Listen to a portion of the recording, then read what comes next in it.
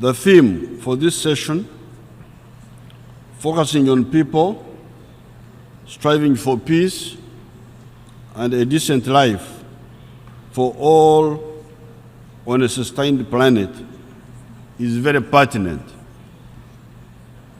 I am happy this topic is being discussed.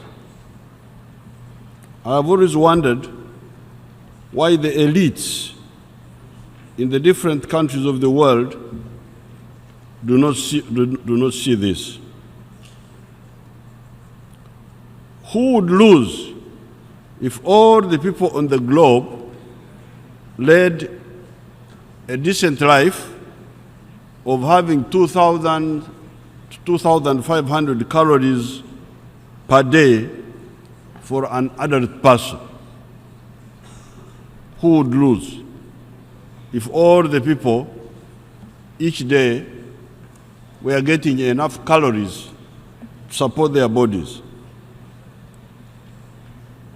Who would lose if all the immunizable diseases that afflict people were immunized against?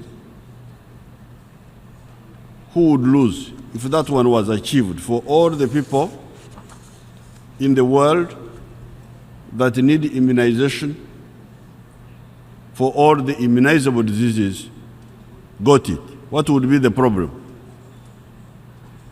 Who would lose if all young people, children, accessed education to achieve literacy, numeracy, and skills as a minimum? Who would lose if all the human beings had a health unit within the radius of 5 kilometers from where one lives? Who would live if all human beings had access to clean electricity, away from charcoal, firewood, and dirty kerosene? Who would lose if every person, adult person, had a well-paying job? Who would lose if every family on the globe had a three-bedroom decent house for each family? Who would lose if each person had access to clean water? Who would lose if every person on the globe did not have to worry about war, about terrorism, and about crime? Who would lose if every producer of a service or a good that is needed for use in the world had a right of access to markets? Who would lose if all the countries in the world had good transport and other elements of infrastructure? Who would lose if all of us insisted on protecting our Mother Nature so that it can also look after us? To what extent would this effort at global affluence stimulate business? How much cement, how much steel, how much copper, how much food would we need? And how would all that impact business? If we aimed at global affluence, how much would this impact business positively? Why then do we only have bad businessmen who do not have efficient spectacles that can see these business opportunities that are implied if we aim at global affluence. As a milk and beef producer myself, only a few months ago, I was cautioning my fellow farmers against excessive greed as far as the price per liter of milk and per kilogram of beef were concerned. Because the farmers were trying to demand high salaries, high prices for beef and for milk.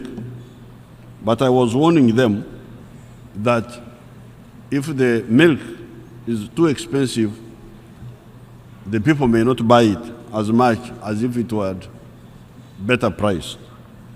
The more buyers we would have for our products, the more prosperous we would be. We would therefore be both good business people, but also good Christians, because we would do business, but in a fair way. Therefore, in my opinion, parasitism is the only obstacle to global affluence, prosperity, and peace. On the dangerous situation on the Korean Peninsula, where very dangerous instruments of mass extermination are paraded around by the two contending sides, I have got one question. My approach today is just to pose questions. I will not answer all of them, but I will just pose them to you so that you answer them yourselves. I have one question. Who would lose if North Korea and South Korea, those kith and kin, were left alone to discuss their reunification? The Korean nation came into existence ever since 1234 AD, according to the information I saw on the internet. Why can these people, they are one people, why can they not discuss their reunification instead of maintaining a divided peninsula? And it is our job to manage endlessly that division. These Koreans were temporarily divided toward the end of the Second World War. Why should this division be allowed to be permanent and a source of dangerous tensions? A unified Korea would be a very strong nation.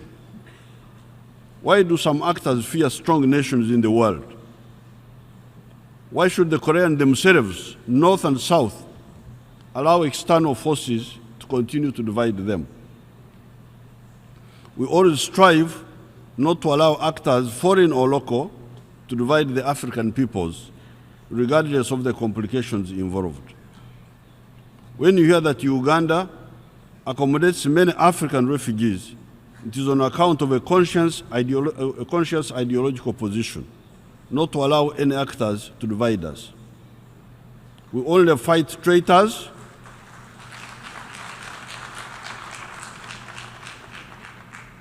We only fight traitors. Who has been hurt by a unified Vietnam since 1975, although the method of their unification was not the best one? Who has been hurt by the reunification of Germany since 1990? Finally, on the small issue of enforcing sanctions against North Korea, Uganda is in compliance. That's not a big problem. We do not have to trade with North Korea. We are, however, grateful that in the past, the North Koreans helped us to build our tank forces. I thank you and I wish you good luck.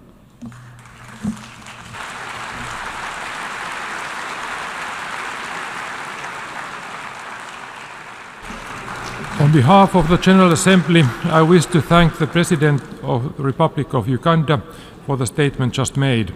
May I request representatives to remain seated while we greet the Head of State.